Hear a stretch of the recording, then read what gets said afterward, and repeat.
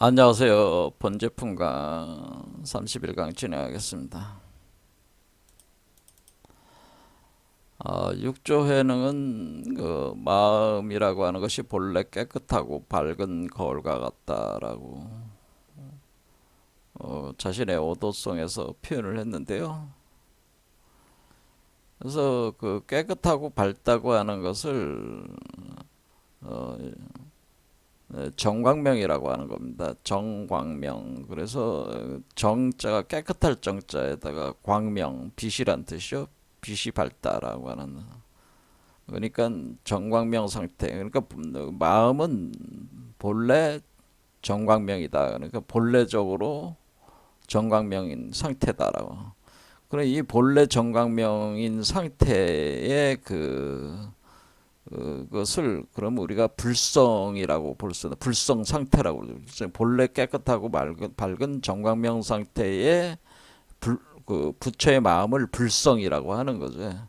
그래서 이 불성이라고 하는 것을 법성이라고 해서 법신불의 성품이라고 볼 수가 있다는 거죠. 근데 불성 상태는 바로 본래 깨끗하고 밝은 정광명 상태와 같아서 그 이때의 그 불성을 이 불이라고 하는 것을 우리는 비로자나불 법신불이라고 하는 것이고, 이것을 법신불이니까 이것이 또 법성이 되는 거죠. 법성. 그래서 불성, 법성이 이렇게 표현을 할 수가 있겠습니다.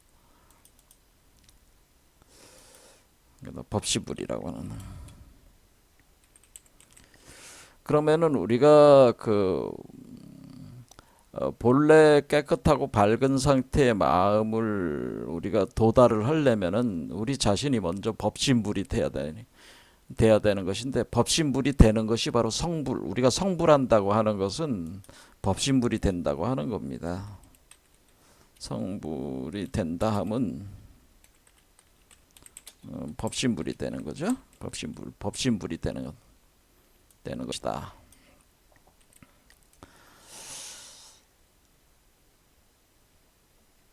자, 그러면서 거울과 같다고 하는 것은, 거울은 우리가 수정유리로 구성되어 있는 게 이제 거울인데, 그래서 그 깨끗한 이 법신불의 마음을 담고 있는 법신불의 몸을 우리는 그 수정 유리로 된 몸이다. 크리스탈 유리 광화체라고 하는 것은 크리스탈 라이트 바디, 크리스탈 빈몸, 곧 크리스탈 유리 광화체라고 하는 이 몸을 우리는 보통 보신불이라고 하는 거다. 보신불체인데, 우리가 보신불체, 이렇게 크리스탈 유리 강화체로 나오는 이 보신불체를 보통 금강불이라고 하는 겁니다. 금강불.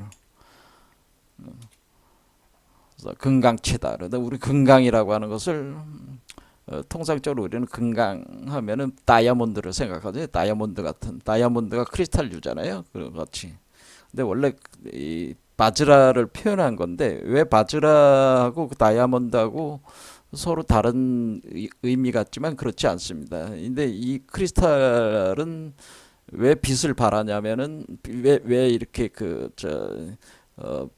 빈몸이 되는 거냐면, 이 크리스탈이라고 하는 것 자체가 밖에서 들어온 빛을 반사하는 개념이 아니고, 크리스탈 안에 불꽃이 있단 말이에요. 불꽃. 그러니까 우주의 그 비로자나불의 그 태양의 불꽃들이 타오르고 있기 때문에, 이 크리스탈 하나하나의 그 결정체들이 빛을 발하고 있다는 거예요. 그러니까 아무리 어두운 곳에 이렇게 갖다 놔도 그 빛을 발하고 있다고 하는 거죠. 그와 같은 크리스탈이기 때문에 우리가 일반적으로 생각하는 크리스탈하고는 또 다른 개념이죠. 그래서 자체적으로 빛을 발하는 크리스탈류로 되어 있다라는. 그런 크리스탈로 만들어진 빈몸이다. 그러면은 정광명이 빛을 발하고 있는 크리스탈 몸을 가지고 있는 그 부처를 금강불이다라고 하는 것이다. 그래서 우리가 법신불이 된 뒤에 법신불은 마음의 상태를 얘기를 하는 것이고요. 마음. 그다음에 그것을 이 법신불의 마음, 그러니까 본래 밝고 깨끗한 그 마음을 담고 있는 몸, 몸을 크리스탈류로 구성을 돼서 그것을 담고 있는 몸까지 구성이 된 부처를 우리는 금강불이라고 하는 것이다. 이런 금강불을 우리는 보신불체라고 하는 것이다 라고 하는 거죠. 그래서 우리가 법신, 보신, 화신과 같은 이 삼신 개념을 잘 알고 있어야 된다고 하는 거죠. 그러면은 우리 인간의 몸이라고 하는 것은 욕계에 있는 몸은 지금 우리가 크리스탈 빈 몸은 아니잖아요. 그러니까 우리가 그 보신불이나 화신불과 같은 몸, 그걸 이제는 크리스탈 빈 몸이라고 하고, 근데 빛이니까 빛은 무지개색으로 빛나는 거니까 무지개 빈 몸이다, 이렇게 또 표현을 하는 거예요. 크리스탈 유리 광화체다. 이 몸은 색계, 욕계보다 더 높은 색계에서 작용하는 몸이다라고 하는.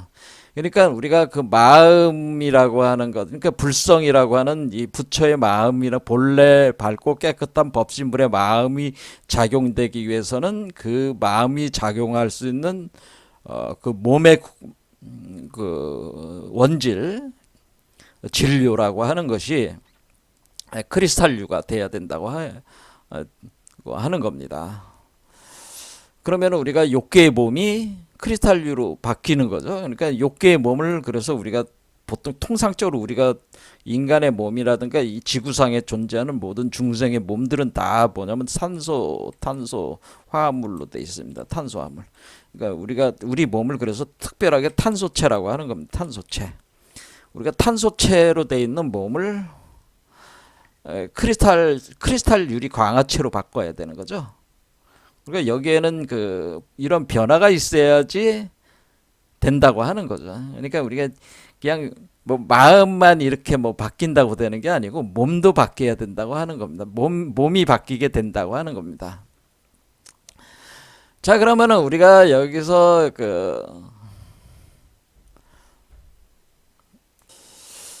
왜 우리가 이 유리병이라는 관련된 이런 그러니까 유리병 안에 새가 있는데 새를 어떻게 꺼낼 것이냐, 뭐 이런 거. 또 다음에 유리병 안에, 유리 안에 달이 있는데 달을 어떻게 보배로운 달이 있는데 그 달을 어떻게 건져낼 것이냐, 뭐 이런 화두들이 등장하는. 근데 그 유리라고 하는 것이 바로 이 크리스탈 유리를 얘기를 하는 것이고, 거기서 우리가 새라든가 달이라든가 하는 거는 그 인간의 몸이, 그러니까 지금 현재 이 인간 중생이 자신이 그 안에서 포태되어 있는 법신체가 보신불로 나올 때, 보신불의 몸을 구성해서 나올 때 요거를 가리켜 가지고 우리가 봉황이다, 새다, 그렇죠? 이렇게 밑에는 이제 뱀, 위에는 새. 그러니까 이게 우주목으로 보면 우주목의 그 뿌리 쪽에 사는 게 뱀이고 뱀의 의식이고, 가지 쪽에 사는 거는 새들이니까 새집을 짓고 사는 거니까 이렇게 뱀과 새로 이렇게 표현을 하는 거죠. 그래 용봉, 우리 표현으로는 용봉이라고 해요. 밑에 지역을 다스리는 거는 용이고 위에 지역을 다스리는 건 뭐 독수리나 뭐 우리가 신화적으로는 가루다 뭐와 같은 새들의 왕이 위에서 산다라고 하는 거죠. 그래서 그 새는 알을 품고 있고 뱀도 알을 가지고 있잖아요. 그래서 알이 바뀌는 거라고 그랬죠. 그래서 그럼 밑에서 생긴 알은, 밑에 있는 알을 간직하고 있는 사람들은 중생을 얘기하는 거고, 이 알이 위에 가지 쪽에다가 알이 올라온 사람들은 우리가 더 높은 수준의, 우리가 천인들이 사는 세계에 올라온 사람들을 얘기를 하는 것이다라고 하는 거죠. 그러니까 우리가 위에 알이 있다는 것은 천사, 날개 달린 사람들 있잖아요. 신선들. 그러니까 장생불사하는 사람들은 이 위의 세계에 속해 있는 사람들이고, 우리가 뭐 아기 축생에 해당되는 낮은 의식에 있는 사람들은 배말 상태에 있는 사람들이다. 그렇게 보시면 되겠습니다. 그러면은 그 의식의 변화가 있으면은 그 몸도 바뀌게 되는데, 그것이 우리가 그 알이라고 하는 것이 요거를 갖다가 우리가 이제는 포태를 해가지고 요걸로 우리가는 다시 태어나야 되는데 여기 있는 존재로 다시 태어나야 되는데 요것을 다시 태어나는 요 알을 새 알로 바꿔서 새가 알을 깨고 나오면은 그 새 알을 깨고 나온 그 새끼 새에게 먹이를 줘가지고 자라게 해서 이걸 빼내야 된다고 하는 그런 화두가 나오는 것이고, 또 이걸 하나의 달로 볼 수가 있다고 하는 거죠. 이런 걸 하얀 달. 그러니까 우리가 빨주노초 파남보 7가지 색깔을 갖다가 섞으면은 무슨 색이 돼요? 하얀색이 되잖아요. 그러니까 하얀색이다. 그래서 하얀색이 되니까 그 하얀색이 되는 흰빛이 발하는 그런 달걀이 되는 거니까, 그 달걀이 둥그렇잖아요. 그 둥그런 그 알과 같은 것이니까 이 알은 달과 같다. 달의 모양이다. 그래서 우리가 우리 한국신에서 뭐 박달이다 이런 박달이라는, 우리가 박달나무, 뭐 우리가 당구는 박달나무 신단수 아래에서 웅녀가 환웅하고 해가지고 태어났다 할 때, 당군이라고 할 때 단자가 박달나무 단자거든요. 그럼 박달이다 할 때 박이라는 게 뭐예요? 박은 둥그런 박이라고 그랬죠. 둥그런 박. 여러분들 흥부전 보면은 흥부전에 그 제비가 입에 물고 오는 시가 박씨잖아요. 박씨가 둥그런 박이잖아요. 그걸 그런 박을 얘기를 하는 겁니다. 이 박자가. 요 달은 말 그대로 달이고요. 그러니까 둥그런 달과 같다라는 겁니다. 여기 둥그런 달. 자, 그래서 이렇게 그 달로 표현을 하는 것이다 라고 이렇게 하는 거죠. 그래서 이런 화두가 그냥 구성이 되는 게 아니라, 사실은 우리가 이 화두라고 하는 것이 여러 가지 기능을 가지고 있는데, 그 중에 하나의 기능은 이런 우리 몸에서 일어나고 있는 이 전변 현상, 그러니까 인간이 그 중생에서 그 부처로 그 변화할 때, 다시 태어날 때, 그래서 우리가 대사일번 절우소생, 그러니까 한번 죽어서 다시 절이 된 뒤에 다시 소생한다. 그러니까 우리가 포태, 양생, 욕대, 관왕, 세병, 사장 이렇게 12개로 나눠요. 우리가 인생이라고 하는 걸 이렇게 쭉 보면은, 포라고 하는 건 엄마 몸속에서 수정란이 만들어지고, 그리고 태어난 뒤에 이게 자라가지고 자기가 인생에서 최고 정점을 찍은 뒤에 쇠락의 길을 걷기 시작하고 병이 들고 죽어서 땅속에 묻히는 것까지가 이게 우리 하는 인생이란 말이에요. 그럼 죽으면은 또 다시 태어나야 되잖아요. 그러면 우리가 묘 속에 들어간 뒤에 다시 포로 들어가야 되나, 다시 포태가 돼야 되는 거니까, 포태가 되는 요 사이를 우리가 다시 태어날 때 우리가 육도 어디로 갈 것이냐, 육도 윤회가 결정이 되는 거잖아요. 그 결정이 되는 시점에서 우리가 이 정광명, 그러니까 아까 얘기한 대로 법신불의 그 광명이라고 하는 것이, 깨끗하고 밝은 그 빛이라고 하는 것이 이때 들어오게 되는 건데, 이때 여러분의 마음 안에서 여러분 자신이 법신체라고 하는 자각이, 스스로가 자신이 부처라고 하는 사실을, 내가 본래 부처라고 하는 사실을 여러분들이 충분히 인정이 되고 믿음이 있다면은, 여러분들이 그 법신체로 전환이 되면서 보신불로 몸을 구성을 해가지고 태어날 수가 있다고 하는 겁니다. 그러니까 우리가 사실은 대사일번 절우소생이라고 해서 죽어서 다시 태어나는 과정을 이용을 하는 겁니다. 단지 이렇게 죽어서 다시 태어나는 거를 우리가 실제로 죽어서 태어나가지고 여러분들이 한 7, 80 살다가 요즘에 한 100살까지 산다 그러면 100살 살다가 죽어가지고 그런 현상이 일어날 수도 있지만은, 사실 우리가 매 순간순간 죽었다가 다시 살아나는 현상이라는 게 있다고 하는 거를 선불교에서 밝혀낸 거예요. 선불교가 왜 뛰어난 그 가르침이라고 제가 또 얘기를 하는 거냐면은, 선불교에서 알아내는 선불교의 조사들이 파악한 이치는 뭐냐면, 찰나공의 이치를 파악을 한 거예요. 찰나공. 그러니까 찰나공 현상이 있다. 뭐냐면은, 우리가 매 순간순간마다 죽었다 다시 태어나는 순간순간 찰나 속에서 죽었다 다시 태어나는 현상들이 반복이 되고 있다고 하는 겁니다. 그런데 그 한순간 죽었다 한순간 태어나는 것이 우리가 개체 발생이 개통 발생을 반복한다 그런 표현이 있어요.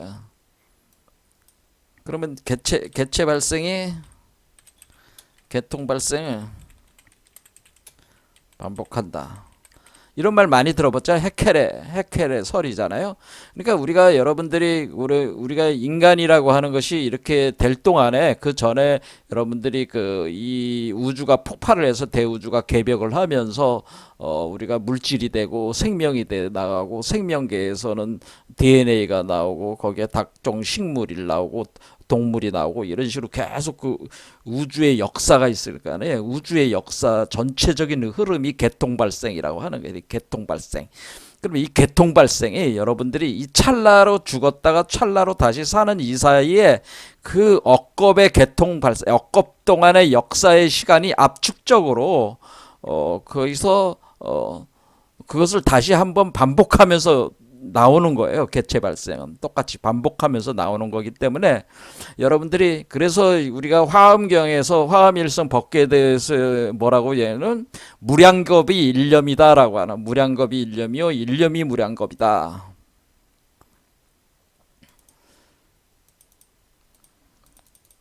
화엄일성 법계도를 읽어보세요. 이 표현이 있습니다. 무량겁이 즉 일념이요 일념 즉 무량겁이다. 그러니까 이 얘기가 바로 개체 발생이 개통 발생을 반복한다는 뜻인데 찰나 속에서 그런 말이에요. 찰나 속에서 찰나의 순간에 죽었다가 다시 태어나는데 그 찰나 속에서 개체 발생의 현상이 일어나면서 개통 발생을 반복한다. 그러니까 개통 발생은 무량겁이잖아요. 무량겁 동안에 일어났다는 게 개통 발생이고 개체 발생은 바로 이 순간 찰나에서 죽었다 다시 태어나는 것이 개체 발생이라. 근데 우리가 끊임없이 죽었다 다시 태어난다고 하는 이것은 일종의 양자화 현상이라 양자 역학을 설명하면서 내가 설명을 다시 드려야 되는데 선불교에서 파악을 한 게 바로 이 점이에요. 우리가 이 찰나 속에서 죽었다 다시 태어나는 대사 1번 저루소생 현상이 있고 이 찰나 속에서 이렇게 죽었다 다시 태어날 때 이것은 개체 발생 현상인데 이것이 무량겁의 현상, 무량겁을 다시 반복해서 일어난다고 하는 거예요. 그러니까 우리가 여러분들이 인생 동안에 어떤 그런 경험들을 하신다고 그러잖아요. 뭐 어떤 사람이 사형을 당할 때 뭐 그 줄을 세워놓고 총을 쏴서 죽이려고 그러니까 이 사람이 그 죽으려고 그러다가 딱 뭐 왕이 또 명령을 내려서 안 죽었다. 그럴 때 이제는 이제 대화를 이렇게 나눠 보면은 막 죽게 된 순간에 자기가 그동안 살아온 인생의 모든 게 한순간에 다 흘러가더라. 다 보이더라. 그런 얘기를 하잖아요. 그런 것처럼 이 찰나의 한 마음 안에 여러분의 그 모든 그동안 이제는 자기가 겪었던 경험들이 다 이렇게 기억이 나는 거지. 이런 것처럼 한 찰나의 그런 모든 게 개체 발생 그런 것만 있는 게 아니라 개통 발생 모든 현상이 그 무량겁의 현상이 그 한 찰나에 다 직접적으로 일어난다고 하는 겁니다. 반복된다고 하는. 그러니까 우리가 우주 창조라고 하는 현상이라고 하는 것은 사실은 재반복 창조, 재발생 현상이라고 하는 것은 매 찰나에 일어나고 있다고 하는 걸 표현해 주는 거예요. 이거를 알아냈다는 굉장한 얘기죠. 근데 이거를 알아낸 게 중요한 게 아니고 이거를 이용해서 수행의 요체로 삼았다고 하는 겁니다. 이 선불교에서는. 자, 그래서 우리는 매 찰나마다 부처가 될 수 있어요, 없어요? 매 찰나마다 부처가 될 수 있는 인연이 한 번씩은 와요, 계속. 그러니까 우리가 여러분들이 지금 100년 동안 산다면은 무수히 많은 찰나의 순간이 지났을 거 아니에요. 왜냐면 1초에 보통 우리가 이 영화로 찍으면은 24프레임이 흘러간단 말이에요. 24개의 장면이 흘러간다는 건 24개의 마음의 그 필름이 마음의 그 필름 한 장 한 장이 24장이 흘러간다 이게 얘기야. 그러면 그 24장을 여러분들이 살아온 인생에 곱하기를 하면은 그만큼의 찰나가 있다 이렇게 생각해도 된다. 예. 그럼 그 찰나 그러니까 그 얼마나 많은 인연이 있는 거야.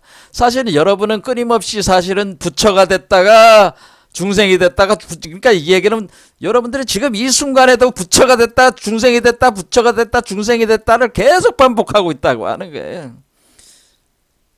그러니까 여러분은 계속 본원으로 들어갔다 다시 나왔다가 그러니까 여러분들이 본체로 들어갔다가 법신불 본체로 들어갔다가 다시 나왔다가 거기서부터 다시 나왔으니까 집에 들어갔다 나왔다 들어갔다 나왔다 계속 이렇게 하고 있기 때문에 사실은 우리가 부처이면서 중생의 모습으로 그러니까 우리가 여러분들이 컴퓨터를 놓고 보면 여러 가지 멀티태스킹을 하잖아요. 멀티태스킹 하면은 이쪽에는 부처 프로그램이 돌고 있고 여기는 중생 프로그램이 돌고 있으면 두 개가 동시에 움직이는데 뭐냐면은 화면에 뿌릴 때는 뭐예요? 한 번은 부처가 뿌려지고 한 번은 중생이 뿌려지고 부처가 뿌리고 중생이 뿌리고 이렇게 한 번은 막 교차로 뿌려 나가는데 우리가 딱 보기에는 뭐예요? 구분이 안 되는 거죠, 사실은.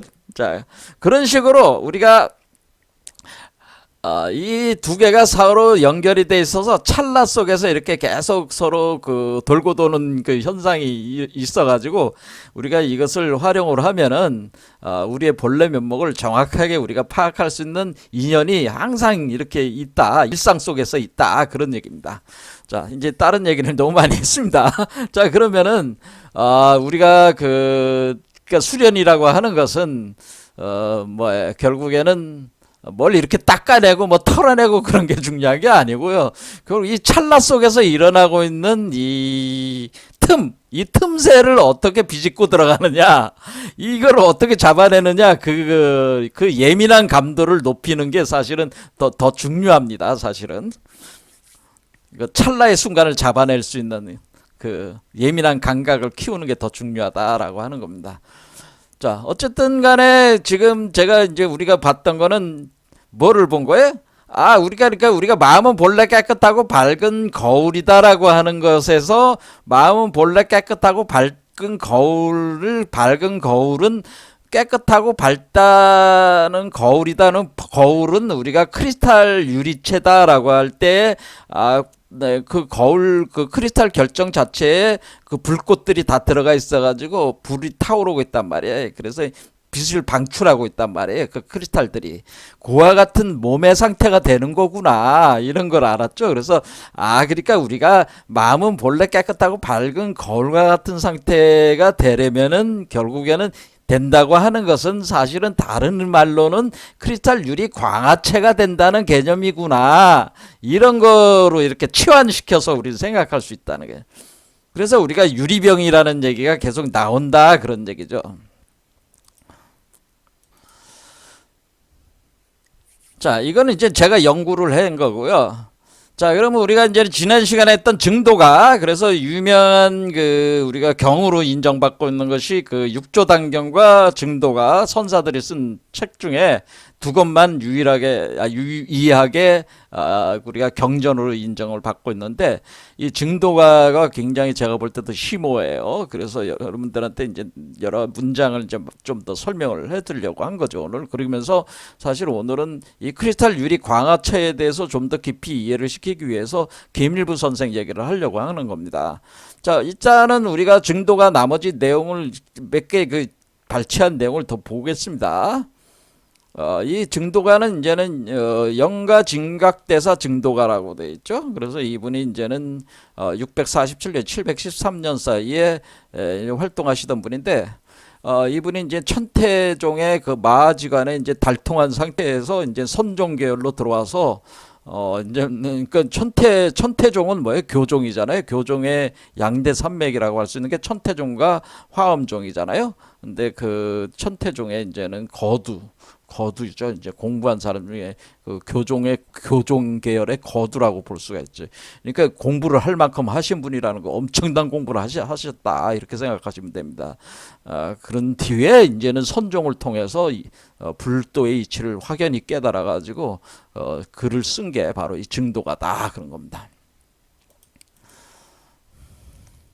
그래서 지난 시간에 환치 기간 목인 인간, 그래서 우리가 구불 시공 조만성, 기간 목인에 작동시키는 인간을 붙들고 물어봐라. 어떻게 부처가 되어서 보시하는 배품을 조만간 이룬다. 그러면은 이게 이제는 여기서 핵심 표현은 기관목인이라는 표현이라고 그랬죠. 기관목인. 기관목인이라고 하는 건 오늘날로 따지면 로봇이라는 얘기예요. 로봇인데 로봇을 금속으로 만든 게 아니라 나무로 만든 로봇이다라고 하는 겁니다. 그러니까 우리 인간이라고 하는 것은 모든 사람들은 다 뭐예요? 이게 지금 그 안에 이 우주목이 들어가 있으니까 우주목에 의해서 우주목이 바로 몸과 마음, 그러니까 양목과 음목이라고는 양목은 마음이요, 음목은 몸이니까 이 두 개의 상호작용에 의해 가지고 우주목의 상호작용에 의해서 우리가 살고 있는 거니까, 우리가 생명이라는 생명현상이 진행되고 있는 거니까 우리는 이제 기관목이, 우리 자신이 기관목인이라고 하는 거죠. 그런데 여기에 이제는 그러니까 이거는 중생은 기관목인입니다. 기관목인인데 그 기관목인을 작동시키는 존재가 있다고 하는 거죠. 그러니까 작동시키는 존재는 뭐예요? 우리 자신의 본래성이 작용을 하는데, 우리 본래성이 바깥에서 있는 본래성이 작용을 하기도 하지만은 우리 안에 본래성을 구현을 하게 되면은, 우리가 법신체인 본래성을 구현하게 되면은 요것이 본래성의 실체가 돼 가지고 머리 쪽에 앉아 가지고, 그러니까 머리 쪽에 앉아 가지고, 그러니까 요거는 요게 뭐예요? 머리 쪽에 있는 거죠. 머리 쪽에 앉아 가지고 요게 바로 앉아 가지고 요 몸을 작동을 시키는 거다. 그래서 제가 그걸 표현하기를 우리가 로봇이라고 가정하면 나무로 만든 로봇이다 이렇게 보시면, 마징가 제트라든가 뭐 태권브이 같은 경우는 이 머리 위에 이렇게 비행체가 날아와서 앉지 않냐? 그러니까 비행체가 새라고 생각해라. 그럼 새를 타고 날아와서 여기 앉아가지고 여기서 이 몸을 작용을 시키는 거다. 그런 식으로 이해를 하면 된다. 그렇지. 우리가 이 몸은 뭐예요? 이 인간의 몸은 욕계의 몸이잖아요. 중생의 몸이잖아요. 중생의 몸. 욕계에 작용하는 중생의 몸이 되는 거죠. 이 사람은 이제 욕계에 작용하는 중생의 몸. 욕계의 중생의 몸이 되는 거고,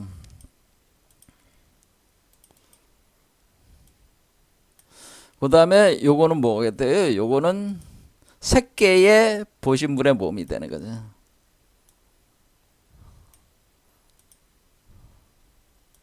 그러니까 색계가 욕계보다 한 단계 더 높으니까 색계의 보신물의 몸, 색계의 보신물의 몸이다. 보신. 자, 그러면 우리가 색계 보신체, 그러니까 색계 보신 법신 보신, 그러니까 법신 보신, 그다음에 욕계 중생 몸. 그러니까 우리가 중생의 몸을 그러니까 우리가 지금 석가모니가 어떤 상태였어요? 석가모니는 깨달은 사람이지만은 석가모니는 이게 석가모니예요. 보신불체가 된 게, 지금 석가모니가 어떤 상태였어요? 당시에 석가모니가 깨달음을 얻은 뒤에도 이 세계에 남아서 계속 설법을 했잖아. 그럼 중생의 몸을 가지고 설법을 하셨잖아요. 그거를 욕계의 중생의 몸을 타고 설법을 한 거예요. 자기 몸을 버리지 않고. 무슨 말씀인지 아시겠죠? 이거를 타고 설법하는데 자기 본체는 어디 있는 거예요? 석가모니의 본체는 여기에 있는 거죠. 그렇죠. 석가모니의 조종하는 그 본래 마음은 여기 보신불체에 있는 거라고 이렇게 보시면 된다 이거죠. 자, 그러면은 우리가 요 경우는 이제는 이렇게 상승하는 걸 보신불이라고 하고 하강하는 걸 화신불이라고 하는 거니까, 이거를 이제는 보신불이 이게 상승하는 작용을 하는 거는 우리가 이제 우리 중생에서 포태돼서 나오는 게 보신불이고, 포태돼서 나온 그 보신불이 완전 대열반에 들어간 상태에서 다시 그것이 중생세계로 들어올 때 화신체로 들어오는 거니까 이게 화신불로 이렇게 내려오는 하강하는 몸은 화신불이다. 그러면은 우리가 화신불로 하강을 하면서 욕계 여기에 머리에 앉아서 욕계의 몸을 작용을 시킨 거예요. 그러니까 많은 분들이 석가모니다 이렇게 할 때 석가모니 부처다라고 할 때 이거를 이 사람을 석가모니 부처 아니 이 사람을 석가모니 부처라고 하는데 그게 아니고요. 석가모니가 어디 있었던 거예요. 석가모니는 색계에 있었다는 무색계와 색계 무색계를 다 넘어가지고 대열반계에 들어간 뒤에 다시 이 욕계로 들어온 거예요. 색계를 거쳐서 욕계로 들어온 건데 그럼 이 3계에 다 걸쳐 있는 거죠. 지금 그러니까 이 석가모니는 색계로 들어갔는데 색계에서 그러니까 보신불 화신불 때 무색계로 이제 가는 거죠. 무색계 그렇죠? 무색계가 또 있는 거예요. 이 무색계. 그래서 무색계로 갔다가 그러니까 이렇게 그 중생에서 중생의 욕계에서 색계에서 무색계로 갔다 무색계에서 우리가 다시 색계에서 욕계로 다시 내려오는 거잖아요. 그러니까 이거는 올라가는 거는 이렇게 내려가는 거 이렇게 할 때 우리가 석가모니는 이걸 한 바퀴 다 돈 거야. 자기가 이게 도를 깨달아 도를 완전히 덕도한 사람은 이 석가모니는 대열반 그러니까 무색계에 들어가면 대열반 상태에 들어가는 과정을 들어가는 건데 이 대열반에 들어간 뒤에도 다시 나온 거란 말이에요. 다시 나와가지고 사람들에게 저게 하는 거니까 실제로 석가모니는 어디 있다는 거예요. 석가모니는 법신체 석가모니 자체는 원래 법신체라는 거지.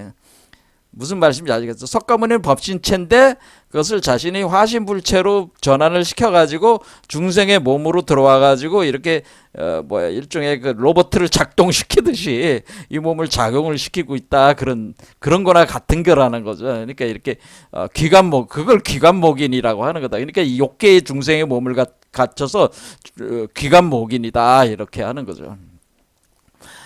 자, 그래서 우리가 만이주 인불시 만이주를 사람들은 알지 못하나 열애장리 친수득 그러니까 열애장 속에서 몸소 거두어들인다 할 때 만이보주라는 게 뭐냐면은 이 요게 바로 만이보주라고 그랬죠. 요게 만이보주라고 했습니다. 그러니까 어떤 거예요? 이 사람은 이렇게 이 사람은 요거고 이것도 둥그렇잖아요. 둥그러니까 이 사람도 사실은 구슬알이 되는 거지. 왜?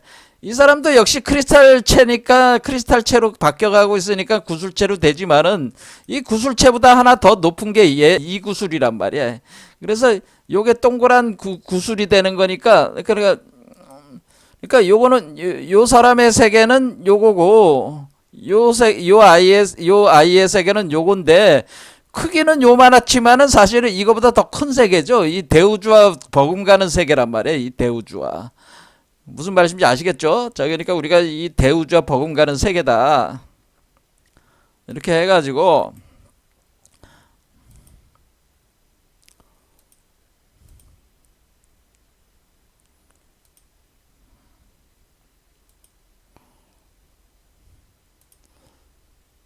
요게 대우주 세계가 이렇다면은 얘도 똑같이 거의 비슷한 거야. 크기가 완전히 크기가 아직은 작지만은 되게 그렇다 이거지.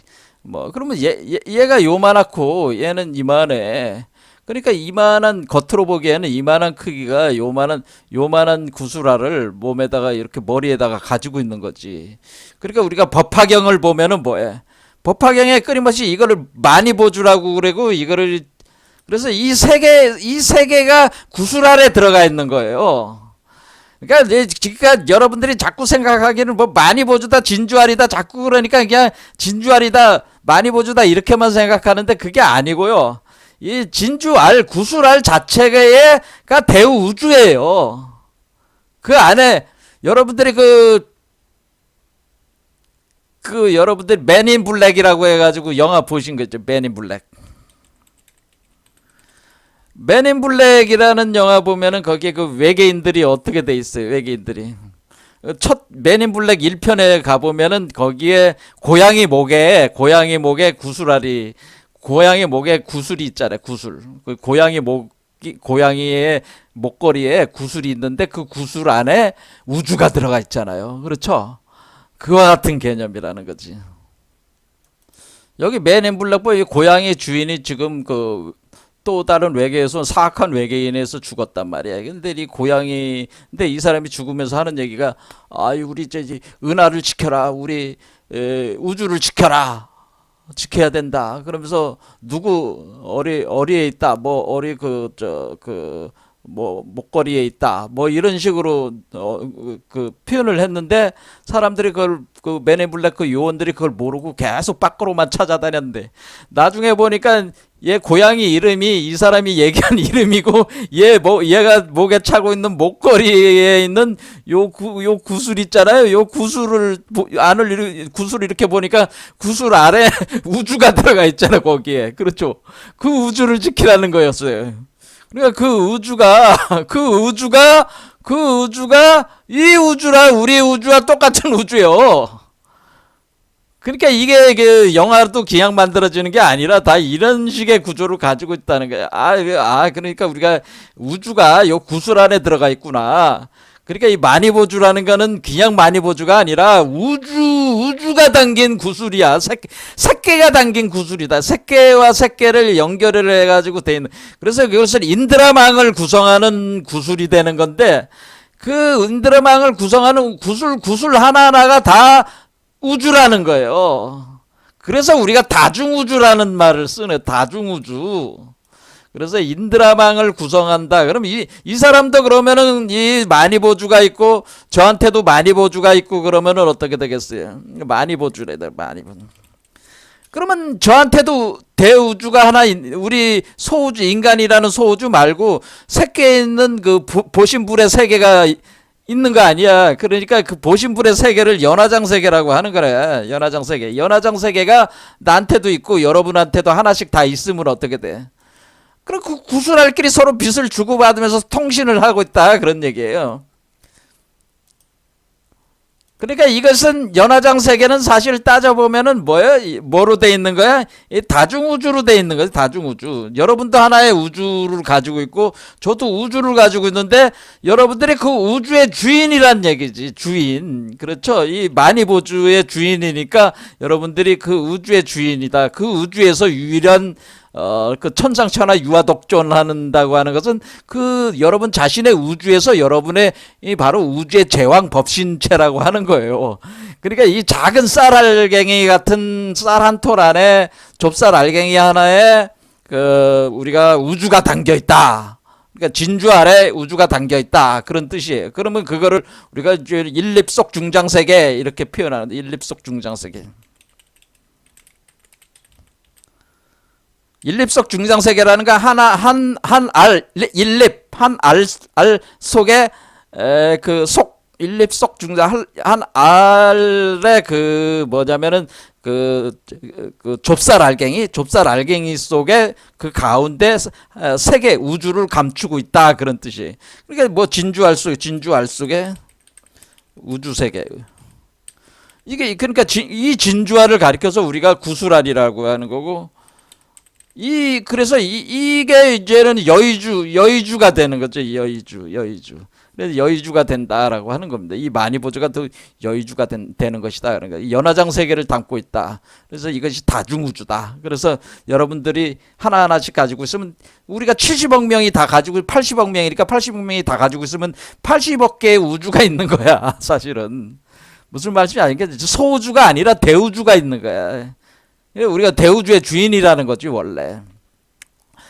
그러니까 이게 근데 그런데 이 마니보주가 원래 어디서 온 거냐면 얘한테서 온 거란 말이에요. 마니보주가 누구한테서 온 거라고요?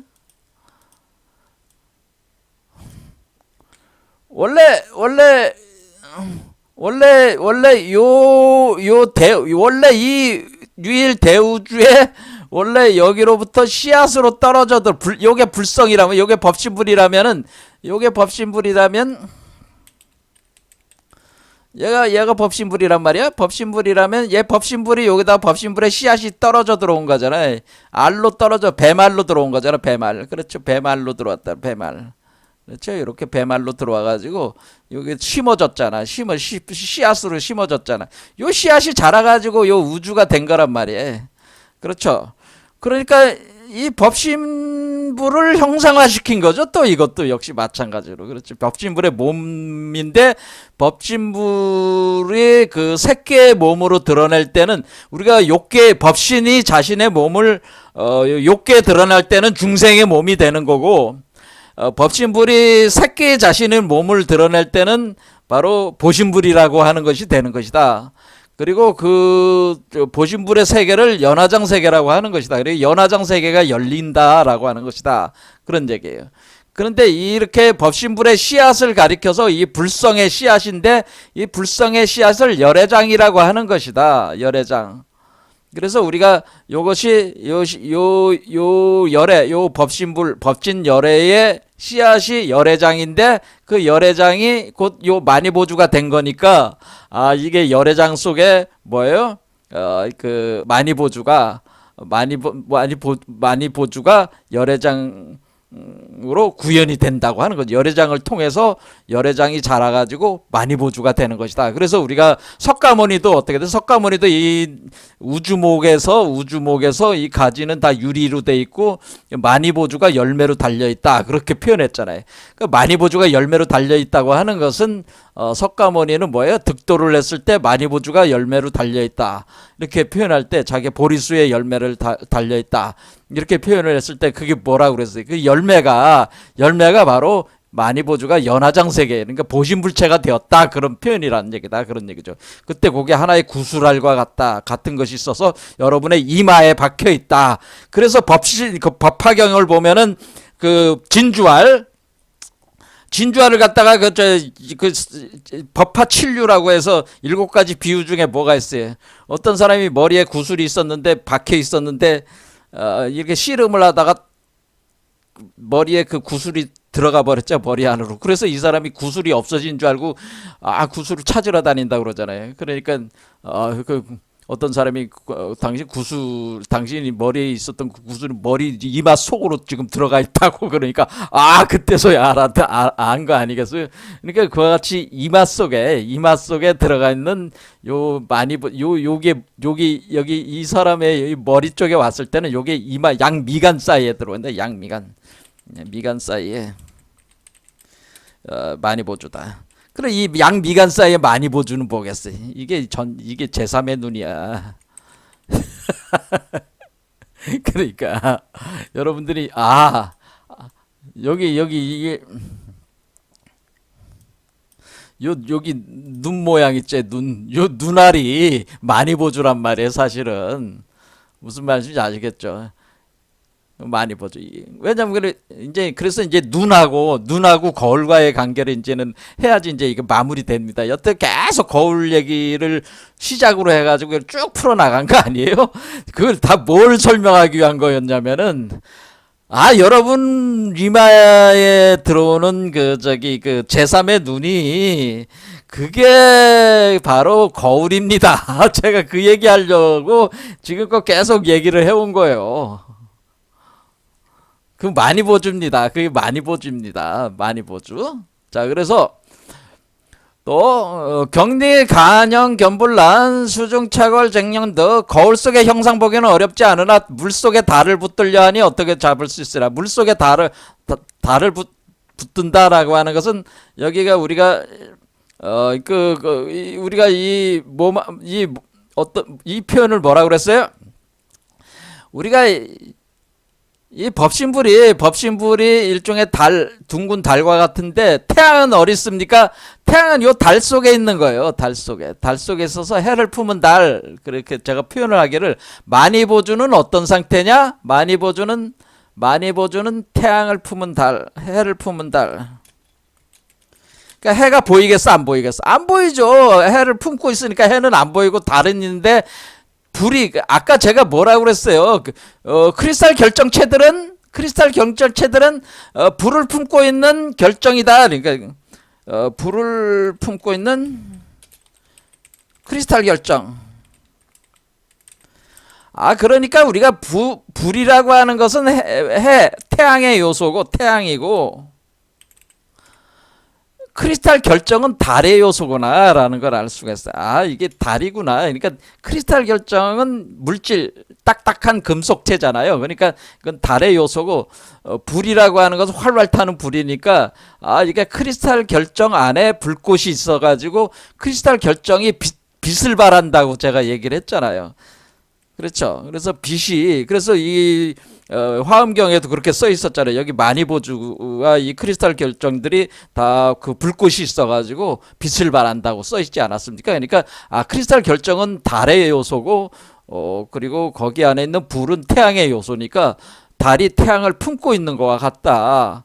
그러면은 이 달이 그 달이 반사, 그러니까 이 달은 뭐, 이 달은 태양과 달이 나눠져 가지고 이원성으로 돼 가지고 태양이 빛을 비춰 가지고 달에 반사가 돼서 달이 빛나는 것이 아니라 달 안에 태양 자체가 들어가 있기 때문에 태양 불 자체가 달을 투명한 유리로 삼아 가지고 그 빛을 밖으로 그 투명한 유리를 통해서 걸러져 가지고 이렇게 그 외곽으로 빛을 방출하고 있다. 걸러진다는 것보다도 그 방출하고 있다는 개념이 되는 거잖아요. 그러니까 지금 우리가 알고 있는 그 태양과 달의 그런 개념, 반사 개념하고는 또 틀리다고 하는 거죠. 자, 그래서 이거는 일원화된 것이다. 그러니까 해가 태양을 품고 있는 것과 같다. 그래서 이것은 크리스탈, 이 표현 자체가 해를 품은 달이라는 표현 자체가 크리스탈 빛이라는 거예요. 크리스탈 빛. 근데 그 빛은 크리스탈 안에 불이 있어가지고 빛이 난다고 하는 겁니다. 그런데 이것이 동그란 상태, 구슬알이니까 구슬 속에 뭐예요? 구슬 속에 태양이 있는 거지. 그렇죠. 구슬 속에 태양이 있으니까 그것이 동그란 그 구슬에 태양이 있으니까 빛을 방출하고 있을 거 아니에요? 그럼 우주를 방출하고 있는 거지, 빛이. 그럼 여기 빛이 쭉 들어오면은 이 사람의 이게 아래쪽이 우리가 이제 물이라고 하는 요소는 아래로 흘러내려와 가지고 아래로 모이는 거니까 우리 인간으로 보면, 중생으로 보면은 욕계의 몸으로 보면은 이 아래쪽에 물이 흐르고 위쪽으로는 불이 올라간단 말이에요. 불은 타오르는 성질이 있고 물은 내려와서 고이는 성질 있잖아요. 그러니까 고여 나가는 거니까 이쪽에 바다가 있단 말이에요. 호수와 바다가 있어서 여기다가 비추는 거란 말이에요. 비춰. 무슨 말인지 아시겠죠? 자, 그래서 이 불이 이렇게 올라간 거를 다시 불을 밑으로 내려보내 가지고 여기서 방출하는 요 빛이 내려와 가지고 요 물 속으로 들어가는 거죠.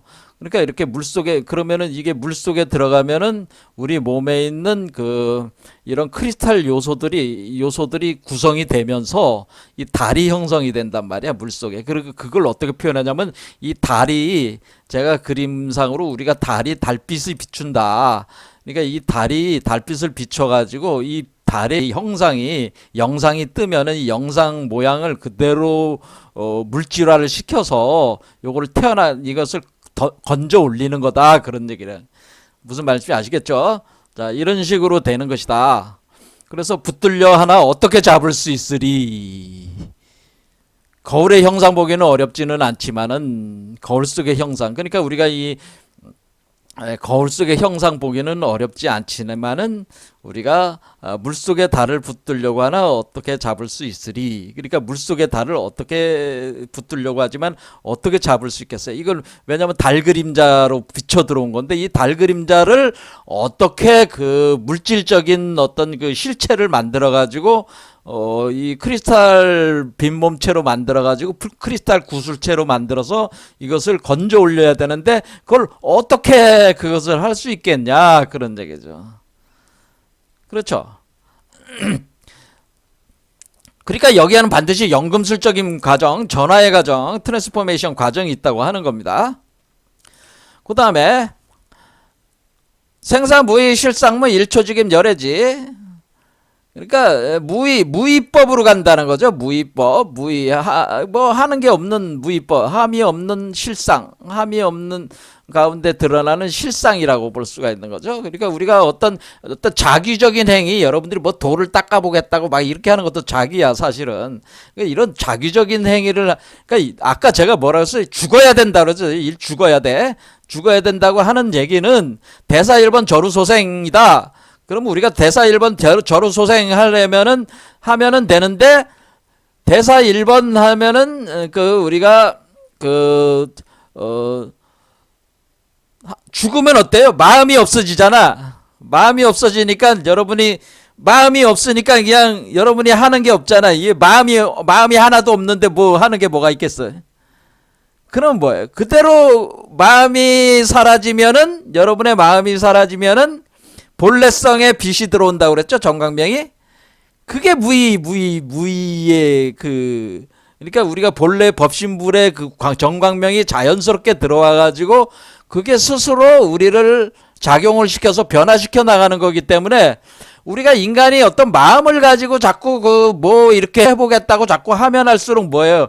다 꼬이기만 하는 거야. 무슨 말씀인지 아시겠죠? 뭐 닦아내고 털어내고 뭐 맨날 이건 아니다라고 하는 겁니다. 그러니까 자꾸 뭐 신수애가 얘기하는 그런 거 뭐 열심히 뭐 더 점수론이 있어가지고 제가 보면 뭐 스님들하고 얘기하면 뭐 점수도 맞다 뭐 그런데 점수는 있긴 있는데 그런 점수가 아니고 도노가 확철된 상태에서 점수도 자연스럽게 일어나는 무의로 가는 거지.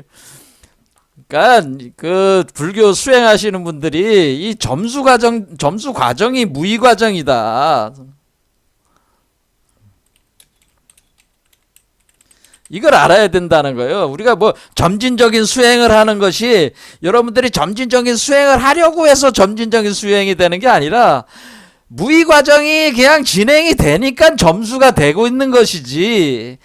여러분들이 어떤 의식, 어떤 자기적인 어떤 점수가, 우리가, 그럼 우리는 인간의 육체를 뭐 빈몸으로 바꿔야 되니까 뭐 이렇게 명상을 하고 앉아가지고 이거 해야 되지 않습니까? 이렇게 할 때 그게 아니고, 여러분들이 한번 죽으면은 정광명이 들어와서 여러분의 법신체가 되면은 법신체가 자연스럽게 무의 과정을 진행을 시키니까 여러분들이 수행하지 않아도 여러분들이 그 법신체가 자연스럽게 보신불체를 만들게 되어 있다. 그것이 자연스러운 점수다라고 하는 겁니다. 자연스러운 점수 과정이다. 그래서 무의적 점수 과정이다. 그러니까 무의적 점수다. 무의적 점수 과정이라고 하는 겁니다. 근데 보통 우리가 도노와 점수를 얘기할 때 점수를 자꾸 어떤 점수하는 거를 자꾸 인위적인 걸로 뭐 이렇게 단계별로 가는 거니까 우리는 하나의 계단으로 우리가 이것을 알아서 하나하나 이렇게 올라가야 되는 거 아닙니까? 여러분들이 아무리 짱구를 굴려도 이제 이 선불교에서 주장하는 바는 뭐냐면은 아무리 이 세속제에 능통한 사람도 이 승의제 세계는 알 수가 없다는 거예요. 무슨 말씀이에요? 여러분들이 아무리 머리가 좋은 사람도 이 욕계의 일은 잘할 수 있어도 이런 한마디로 색계의 일을 알 수 있는 건 아니란 말이야. 그렇겠죠? 한 차원 높은 세계인데. 그런데 그거를 뭐 여러분들이 추측을 해가지고 뭐 이게 내가 요런 단계니까 다음 단계는 요거가 아닌가. 아무리 여러분들이 지도를 그려가고 어떤 과정을 생각하고 그거를 해서 해보려고는 하겠지만은 그렇게 해서 되는 게 아니다라고 하는 거예요. 그런 것이 오히려 시간 낭비다라고 하는 거예요. 왜냐면 엉뚱한 그림을 그려버리거나 엉뚱한 지도를 만들어가지고 엉뚱한 길로 가게 돼 있다고 하는 거예요. 그러니까 우리가 이것은 마치 물살을 타고 가는 것 같은데 예전에는 물살이 우리가 이제는 강을 거슬러 올라간다고 할 때 강물이 위에서 내려오니까 거슬러 올라가는 시대의 수행법은 강이 우리가 뭐가 있는가요? 이 강이 이렇게 내려오잖아요. 이 물이 위에서 내려오는 하강 기조에 있을 때는 하강 기조에서는 상승하는 것이 당연히 힘들고 자기적이라고 볼 수 있는 거죠. 왜냐면 이렇게 노를 저어야 되잖아. 이거는 노를 저어서 우리는 올라가야 되는 거니까 물이 이쪽으로 내려오는데 우리는 노를 저어서 올라가야 되지 않습니까? 당연히 힘들고 어려워. 이거 못해. 사실은 못해. 근데 지금 이 시대는 어떤 시대냐면 상승 기조에서는 어떻게 해야 돼요? 상승하니까 그냥 물살을 타고 가라 그러는.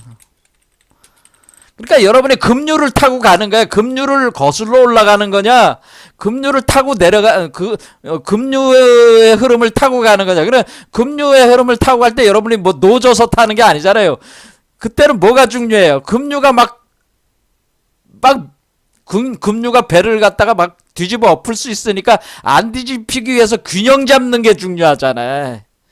그렇죠. 균형을 잡는 게 중요하단 말이야. 균형. 그렇죠. 그런 거가 중요하지 노를 젓는 행위가 중요한 게 아니다라고 하는 건데, 그래서 무의적 점수 과정을 해야 된다라고 하는.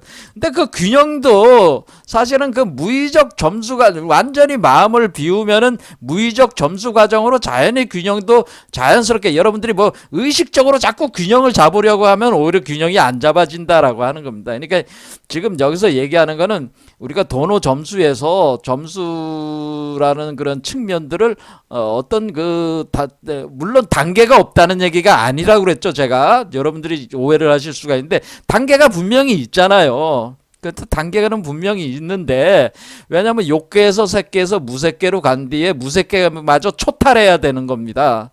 초탈한 뒤에 다시 무색계로 들어오고 색계로 들어오고 욕계로 들어와야 됩니다. 그러니까 이런 것을 계속 반복하는 겁니다.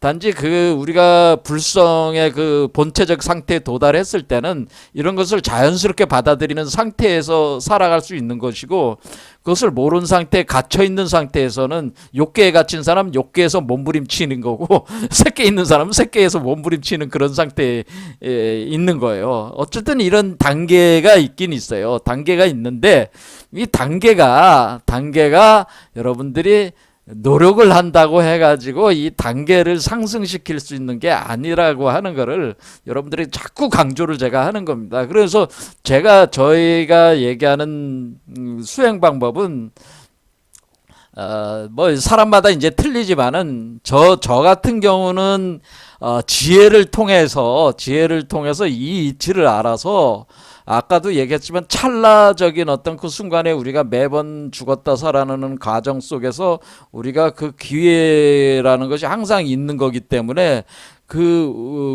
초조하게 우리가 무엇인가 자꾸 하려고 하지 말고 그 타이밍을 잘 잡는 민감한 그 감각을 키우라는 얘기고, 두 번째는 뭐냐면은 일반인들에게는 필요할 수 있는 게 뭐냐면은 차라리 믿고 맡겨라 그런 얘기예요. 믿고 맡겨라. 그러니까 우리가 어떤 수행하는 데 있어서 어떤 이론보다는 믿어라. 믿고 맡겨라 그런 얘기입니다. 믿고 맡겨라. 그러니까 너의 본래성에 대해서 너의 본래성에 너 자신의 본래성에 성을 믿고, 그러니까 네가 이렇게 뭐 노력하지 않아도 너의 본래성이 너를 자연스럽게 그 도착지로 데려갈 거라는 것을 믿어. 그리고 거기에 맡겨.